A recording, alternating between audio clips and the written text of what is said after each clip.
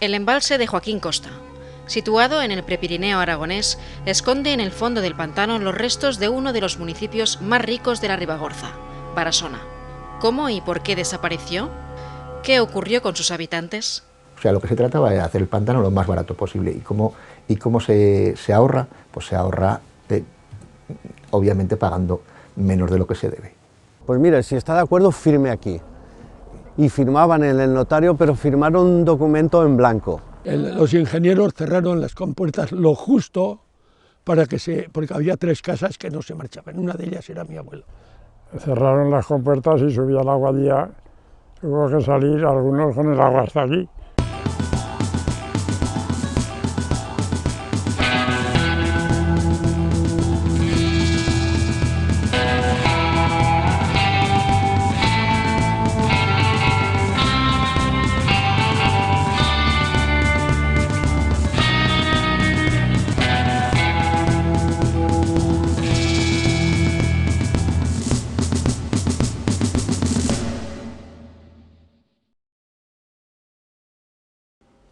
El embalse de Barasona, también conocido como el pantano de Joaquín Costa, se encuentra entre los municipios de Graus y la Puebla de Castro, en la provincia de Huesca. El pueblo estaba situado en el margen izquierdo del río Ésera, que lo atravesaba de norte a sur. De origen vasco, Barat significa huerta y Onas se traduce como buena. Así pues, el nombre de Barasona significa la buena huerta. Proyectando un imaginario recorrido por las calles de Barasona, descubrimos su estructura cuadrada. Sus calles rectas y cómodas, pero mal empedradas, nos presentan un pueblo con ayuntamiento propio. Su facilidad de acceso al riego convirtió a Barasona en una localidad privilegiada en un entorno de secano. Pero no todo fueron ventajas a orillas del Ésera.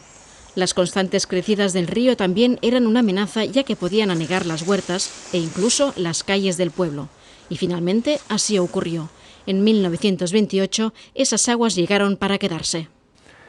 Estamos en una zona donde la despoblación ha sido brutal desde la década de los 60, pero se han despoblado los pueblos que están lejos del cauce del río. Barasona era un pueblo relativamente rico porque era un pueblo hortícola y era un pueblo que estaba en un núcleo de comunicaciones. Antes de sumergirse bajo el pantano, Barasona contaba con más de 80 habitantes, distribuidos en 41 casas habitadas y con tan solo 7 viviendas vacías. La llegada de las aguas del pantano acabó con las esperanzas de los que se resistían a marchar de sus casas, obligando a todos los habitantes a empezar de cero. Quedarse es morir, sembrar en la nada, marcharse, volar, ser paja aventada. La vida es un trillo que me parte el alma, marchar es morir, quedarse ser nada. Finales del siglo XIX. España pierde sus últimas colonias, Cuba, Filipinas, Guam y Puerto Rico. La derrota se convierte en la gota que colma el vaso de un país deprimido. Diversos movimientos meditan sobre la decadencia de España como nación. Uno de estos movimientos es el del regeneracionismo. Se trata de un movimiento de carácter filosófico-político impulsado por intelectuales que tratan de forjar una nueva idea de España. Proponen superar el decaimiento general del país y defienden la renovación de la vida política y social española. Su principal representante es el aragonés Joaquín Costa. Jurista, político, economista e historiador, quería una España nueva y europea. Para Costa, la solución a los problemas sociales y económicos consistía en convertir un país de cultivos de secano en un país de cultivos de regadío que intensificara la producción y, por lo tanto, aumentara el número de puestos de trabajo. Defendía la construcción de embalses y canales para aprovechar el agua de las lluvias. El propio Costa fue quien acuñó el término política hidráulica para reivindicar un programa de mejora de la agricultura y también para pedir la nacionalización del agua. Entonces, como todavía ocurre ahora, por ejemplo, en Canarias, el agua no la explotaba el Estado, no era pública, sino que estaba en manos privadas, en manos de una serie de personas que tenían unos derechos adquiridos. Bueno, pues Costa lo que quería es que fuera el Estado el que tutelara ese control de las aguas. Y sí, lo que preconiza es que es necesario, en un país además con fuertes estiajes y además con fuertes sequías y periódicas, se necesita que los recursos de agua de las zonas húmedas puedan beneficiar a las zonas secas. Joaquín Costa tuvo que convencer al gobierno para que una de las prioridades de inversión del Estado fuera para la red de regadíos. Su proyecto se concretó en una obra que dio respuesta a la histórica reivindicación de los agricultores de la zona de la Litera, el Canal de Aragón y Cataluña. Pues hace 200 años la mayor parte de la población española y de la zona vivía de la agricultura y de la ganadería. Como es una zona con muy pocas precipitaciones, resulta que cada año se producía una situación parecida, porque llegaba el momento de la cosecha y como había llovido poco, pues se malograba esa cosecha. Entonces se pensó en la construcción de un canal o de una acequia que asegurara el agua para que el cultivo prosperara y tuviera, digamos, éxito y se asegurara la cosecha. En pocos años, la extensión progresiva de las zonas de cultivo y el aumento de la población en las localidades más importantes provocó que el Canal de Aragón y Cataluña fuera insuficiente para cubrir las necesidades de agua que iban aumentando exponencialmente. El agua es como la heroína o la cocaína. Cuanta más tienes, más quieres. Y claro, en una zona desértica o semidesértica, las plantaciones más rentables son aquellas que consumen más agua. Si tú quieres plantar, como se está haciendo ahora, arroz en un desierto, pues necesitas toda el agua del mundo y toda te es insuficiente. La idea de construir un gran embalse que permitiera acumular grandes cantidades de agua empezó a tomar cuerpo. Fue entonces cuando los habitantes de Barasona empezaron a ver la que se les venía encima. Vinieron unos técnicos de la Confederación y estuvieron recorriendo el valle para ver dónde se podía construir una presa. Y esa fue la primera noticia que hubo de que se iba a construir, no precisamente en Barasona, se hablaba de toda la cuenca donde hubiera un sitio idóneo para construirlo. En 1910 hay una gran riada en el río Ésera y uno de los argumentos que se ofrecen para no pagar restituciones a los vecinos afectados es que va a dar igual porque dentro de poco eso será negado. En esa misma época, la Liga de Contribuyentes de Ribagorza, que ha creado Costa, es la que enarbola la oposición a la construcción del pantano de Barasona y de hecho la sigue enarbolando hasta que el pantano empieza a construirse en la década de los años 20.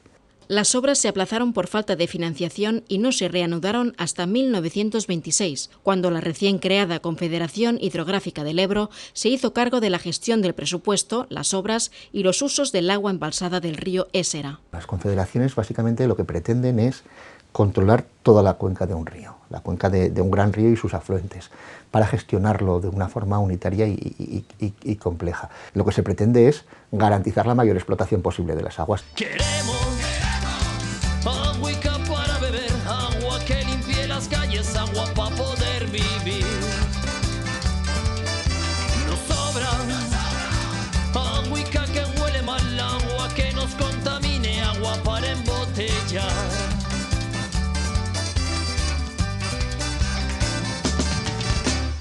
En 1917 se presenta el proyecto definitivo del pantano de Barasona, que prevé la inundación del pueblo y de los terrenos de la localidad vecina de Cáncer. Cuando se comentó que iba a inundar Barasona y Cáncer, hubo como una inquietud muy grande y un sentido de oposición frontal a la construcción de un pantano de esas características. Y se hicieron manifestaciones contra la construcción, con mucha fuerza. Y entonces ya vinieron los técnicos de Confederación a hablar con los habitantes del pueblo para decirle que lo estudiaran porque darían una compensación muy importante para que se pudieran, que pensara el pueblo qué es lo que quería. Uno de los planteamientos que hicieron originalmente la gente de Barasona cuando se enteraron del proyecto es que les construyeran otro pueblo igual para irse todos juntos a la zona de la Litera, a la zona donde se iba a beneficiar del pantano. Bueno, pues prácticamente esa idea ni se tuvo en consideración. Dice que lo estudió y que era muy difícil construir un nuevo pueblo en las tierras porque llevaría otra vez porque todo debía estar junto en el mismo trozo, debían de meterse en otro proceso de expropiación y que sería muy complicado para ellos y aceptaron el pagar el triple del precio de los terrenos. Sin embargo, el pueblo seguía habiendo oposición a la construcción del pantano y el ayuntamiento era opuesto a la construcción y no dio la licencia de obra. El alcalde que estaba entonces no quería eso y vino, no sé, de Huesca, vinieron, cambiaron todo el ayuntamiento por la noche y al día siguiente estaba todo aprobado.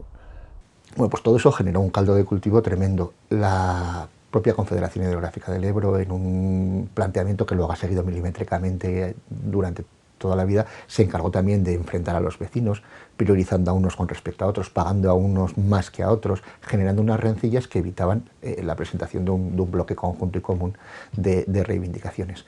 Dice que con esto de pagar el triple, vinieron la Confederación y trajo un notario de Graus para que levantara acta de las cantidades que les iban a pagar y le dije, mire, le vamos a pagar a usted el triple, le vamos a dar en este momento, por ejemplo, a uno le vamos a dar 100.000 pesetas, que entonces era una barbaridad, ¿eh? ¿Está usted de acuerdo? Y el hombre pues decía, hombre, pues sí que me parece bien. Pues mire, si está de acuerdo, firme aquí.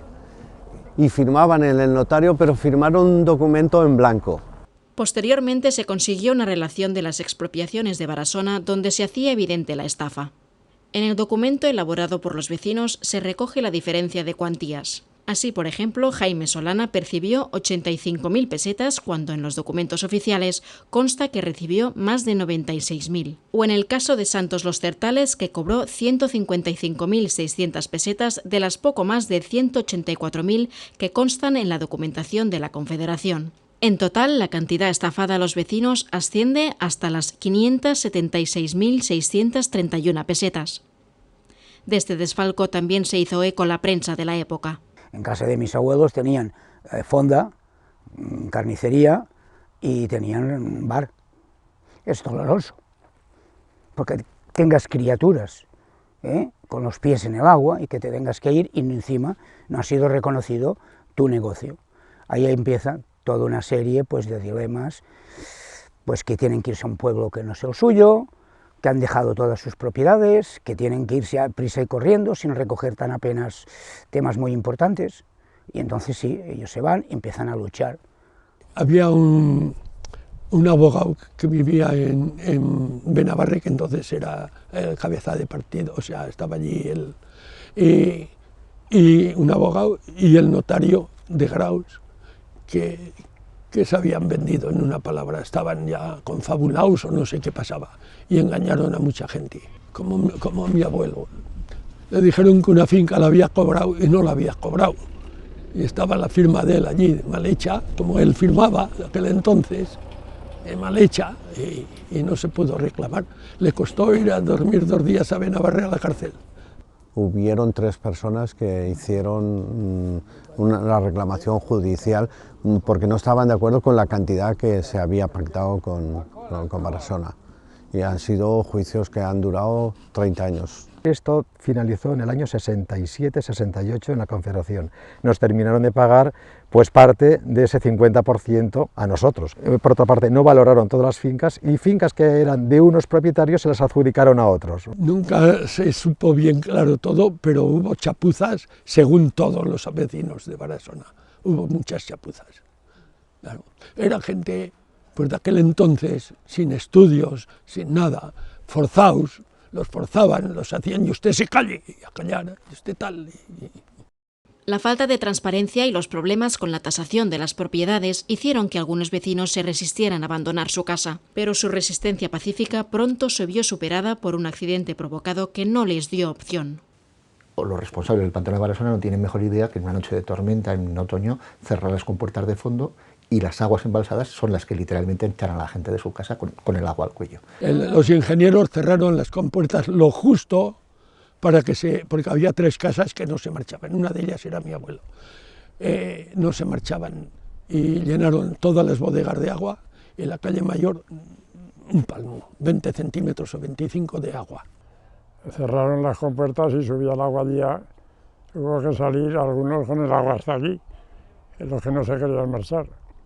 Recuerdo que mi padre me comentaba y mi abuela de que hubo una tormenta tremenda, que ellos se tuvieron que refugiar en un pajar y que acto seguido ya vino la Guardia Civil y se los llevó a Graus, ¿no? Tuvieron que salir por la fuerza. El pantano fue inaugurado por el dictador Miguel Primo de Rivera en septiembre de 1929. Gran parte de los habitantes de Barasona se trasladaron a la localidad vecina de Graus e intentaron rehacer sus vidas partiendo de cero. Cuando bajaba al pantano, pues muchas veces con mis padres bajamos allí y damos una vuelta por las calles. Y me decía, está la casa fulano, aquí hay una bodega muy grande, o sea, me explicaba lo de Barasona.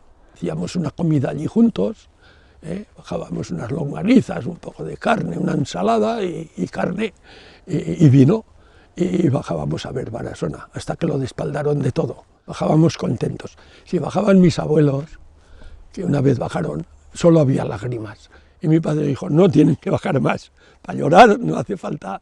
Los que pudieron compraron una nueva casa e incluso algún que otro terreno, pero existía una enorme dificultad para acceder a las tierras de regadío. Fue por eso que antes de finalizar las obras del pantano, la Confederación prometió a los vecinos la construcción de una acequia para poder regar sus terrenos. La acequia no fue una realidad hasta 30 años después. Este es su estado actual. Pues lo que mal empieza, mal termina.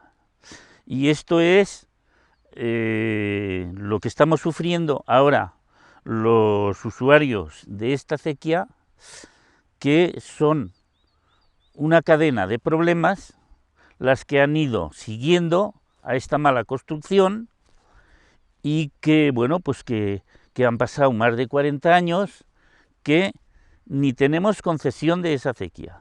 Estamos dando un pequeño servicio, pero podríamos decir que un servicio ilegal. No tenemos concesión. La acequia sigue siendo de Confederación. La comunidad de regantes no la quiere recibir. La restauración parece ser que la tiene que pagar el Canal de Aragón y Cataluña. Y el Canal de Aragón y Cataluña les ha contestado que ya lo pagaron una vez y que ya no la quieren volver a pagar. El pantano de Barasona. Actualmente cuenta con una capacidad de 84 hectómetros cúbicos. Se trata de un embalse imprescindible para la zona de la litera. Pues los usos son básicamente los tres genéricos que se usan para las aguas embalsadas. Lo que es el regadío, el consumo humano y el industrial. La parte fundamental es el regadío, que es la que más cantidad de agua absorbe. Lo que ocurre es que siempre se garantiza lo que es el suministro de agua potable para las poblaciones de la margen izquierda del río Cinca, provincia de Huesca y la zona más occidental de Lérida. Y después hay un uso hidroeléctrico, pero que es subsidiario del consumo del agua para canal. Solo lo que hace es generar energía con el agua que circula para el uso agrícola o humano y aprovecha los sobrantes para producir energía también. El pantano de Barasona no ha sido ni es el único proyecto llevado a cabo en el Ésera. Sobre el mismo río se han ido sucediendo diversos proyectos que han hecho que el territorio rememorara una y otra vez lo que se vivió en Barasona. Barasona fue un primer paso. Yo tengo una teoría personal. Tienes un territorio donde se construye un pantano, en este caso, y eres una zona susceptible de ser agredida con nuevos proyectos agresivos porque ya estás tocado. O sea, ya se ha generado una tensión contra el gobierno o contra los responsables que ya ha creado esa animadversión. Si haces ese otro pantano, otra infraestructura en otra zona, pues te vas a crear nuevos enemigos. Como ya los tienes en la zona castigada, pues te sale gratis. Esa no hay. Y por eso mismo en Ribagorza, donde está el pantano de Barasona, hemos vivido una hipoteca de muchísimos años con la construcción de nuevos pantanos. El principal proyecto que hubo en el Ésera fue el famoso pantano de Campo, ¿no? Que inundaba pues, la población de Campo, Morillo de Liena, Navarri, Las Colladas, y bueno, pues suponía otra fragmentación del territorio. Después se pretendió hacer una alternativa, que era llevar el agua del Ésera a un embalse en la zona del Sobrarbe, a Agarro, y y aprovechar, pues hacer como una especie de comunicación hidráulica entre los ríos Cinca y Ésera, ¿no? Después vino el famoso Comunet, que era también coger las aguas del Ésera y llevarlas a un barranco lateral y hacer un embalse de aproximadamente unos 250-300 hectómetros cúbicos, ¿no? Después vino otra alternativa que era el Campo Pequeño o Morillo de Liena, ¿no? Pues en un momento determinado alguien pensó que bajando la presa aguas abajo pues se podría hacer, ¿no? Que el territorio estaría de acuerdo ya que no se inundaba ningún pueblo y tal, ¿no? Y aproximadamente a unos 300 metros de lo que es el núcleo de Santa Liestra quisieron construir lo que se llama el embalse de Santa Liestra. La realidad es que este último es un claro ejemplo de la prepotencia, ¿no? De la administración hidráulica. El caso de Santa Liestra fue especialmente significativo por la oposición ejercida por los habitantes de la localidad, enfrentados enérgicamente al denominado Pacto del Agua del gobierno de Aznar. 80 años después de la construcción de Barasona, el proceso que se siguió en Santa Liestra no fue tan distinto. Idearon un proyecto en una oficina sin conocer las características del territorio donde se iba a asentar la presa, sin conocer cómo iba a ser la cimentación de la misma, qué es lo que había en el subsuelo, y bueno, pues esto dio lugar a que en un momento determinado pues la gente empezó a pensar que podía ser peligroso.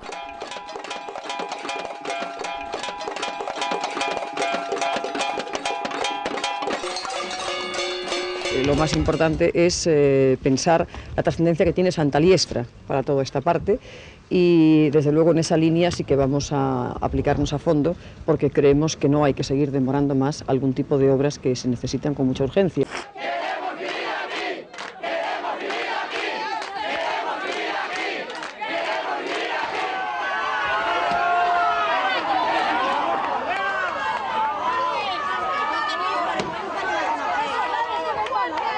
La diferencia entre Barasona y Santa Liestra es que en esta ocasión la justicia se puso del lado de los habitantes del pueblo.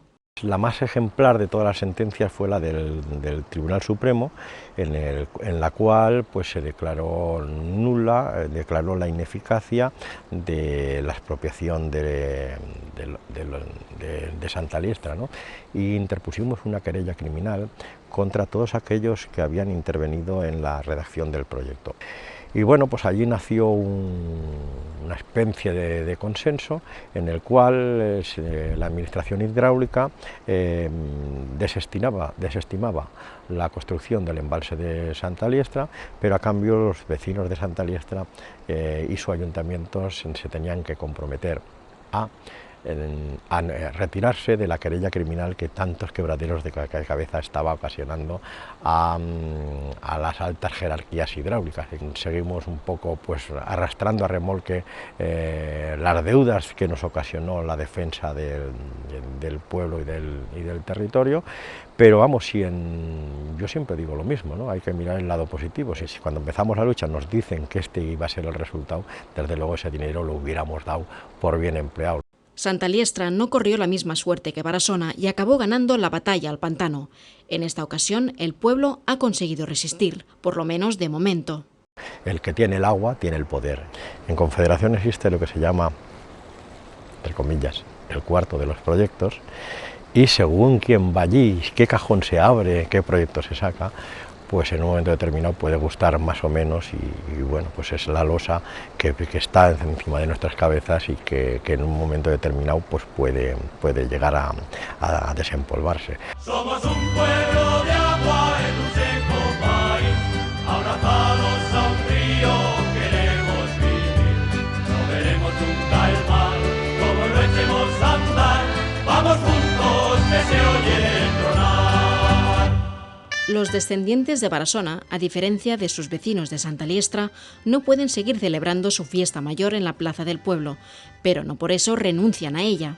El orgullo y el recuerdo a sus familiares son los motivos que hacen que se siga celebrando la festividad de San Sebastián, una tradición que se remonta a tiempos inmemoriales. Sabían que este día de San Sebastián venían todos los pobres de la zona y venían a comer en la plaza del pueblo, para lo cual se hacía estas judías que se hacían en la plaza del pueblo y se hacía una hoguera como aquí y se les asaba un poco de carne y se les hacía las judías y el vino, la torta, lo que hacemos, lo mismo que hacemos aquí. La última fiesta mayor fue muy buena, acudió muchísima gente porque era el despido de Barasona. En el año 1972 se decidió recuperar la fiesta el día 20 de enero, San Sebastián, y así mantener viva la tradición. El primer año que bajé yo empezó a nevar y se decidió, toda gente mayor, cambiarlo y pasarlo a marzo. Porque esto aquí, esta mañana mismo estaba yo limpiando la mesa esa y estábamos 2 bajo cero. Y tal como se acababa con la esponja el agua, se me quedaba helado. Y digo, hostia. Y eso, fíjate, el 3 de marzo, imagínate el 20 de enero. Lo primero que hemos hecho ha sido encender las hogueras para mediodía, cuando llegue la hora de la comida y a la brasa para poder asar las longanizas, los chorizos, la carne y todas estas cosas. Y hemos preparado las judías. Y luego pues hacemos los sofritos con el chorizo que está sin cocer, el chorizo, la cebolla, eso lo hacemos aparte, y el tomate. Y se hace un sofrito cuando casi están las judías cocidas para que quede el sabor. Las judías lo hacían para los pobres, hacían una concentración de gente y el que venía pues comía. Y ahora pues los pobres somos todos, o los ricos todos, y comemos todos judías y como ves está llegando gente, pues fíjate, han llegado de Huesca, han llegado de Francia, cuando hay años que vienen de Francia. No, acude gente a comer judías de Lérida, de Barcelona, sí, sí.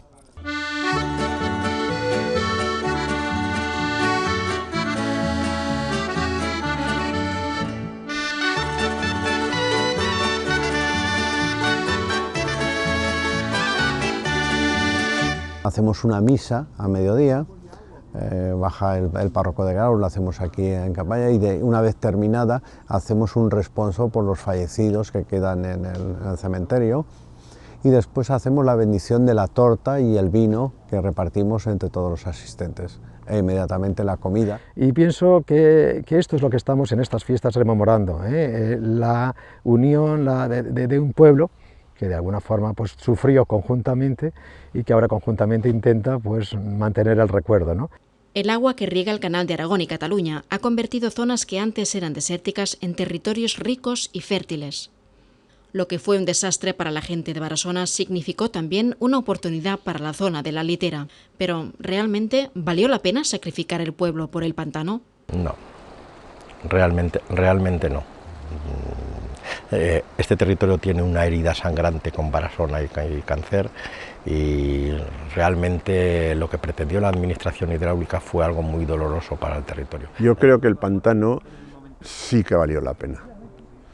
Tenemos que ser conscientes de que hay que ser también, no hay que ser también egoístas, de que queremos todo, pero es que el agua hoy día es necesaria como el comer. Yo creo que sí, yo creo que sí que valió la pena, a pesar de los problemas de la gente de Barasona, porque fue de las primeras presas que se hizo en España y ha producido mucha riqueza. Si hay un beneficio para 4, hay un perjudicado 2, eso está claro, ¿eh? Hombre, siempre el que pierde piensa que no, pero por otra parte tenemos que pensar que el agua es un bien de todos. Yo personalmente creo que no, yo me imagino que los regantes dirán que sí. Los habitantes del pueblo fueron claramente perjudicados por la construcción de la presa, de la que se beneficiaron aguas abajo. Entonces, ¿qué fueron realmente los habitantes de Barasona? ¿Fueron víctimas o fueron solidarios? Mis abuelos fueron víctimas, mis abuelos maternos, los paternos ya murieron estando en Barasona. Ellos sí que fueron víctimas, lo creyeron y lo fueron. Mi padre ya lo tomó como una necesidad de la vida moderna, y que ya teníamos que mirar de adaptarnos y mirar de meterse en la vida y mirar de luchar por ella, y lo vio de otra forma, porque mi padre entonces tenía 28 años, claro, y con esa edad es distinta que cuando uno tiene 80. Pues fueron víctimas todos y pagaron un poco para lo que han aprovechado por abajo la agua esa. Fuimos solidarios, pero fuimos víctimas. Yo creo que fueron solidarios, no es que se encontraran satisfechos, pero pensaron que la vida tampoco no había sido tan mala como se esperaban. Fueron realmente víctimas de una política, yo creo que equivocada, porque realmente me parece que ninguna plusvalía, ninguna generación de riqueza tiene que significar la desaparición de un pueblo con todos sus habitantes, y Barasona y Cáncer estaban llamados a ser uno de los mejores pueblos de todo este territorio. Vamos a ver, cuando una solidaridad es exigida no es solidaridad, pero en este caso concreto fueron víctimas de estafa, víctimas de una política que ninguneó los derechos de las gentes, víctimas también de una situación en la que estaban totalmente indefensos. Hombre, solidario no hay nadie que te echen de casa, ¿eh? Por mucho que te paguen. Bueno, nosotros, todos los de este pueblo, fuimos muy solidarios con las personas que necesitaban el agua para regar sus campos, para mejorar su futuro, para mejorar su nivel de vida. Fuimos tremendamente solidarios, lo dieron todo.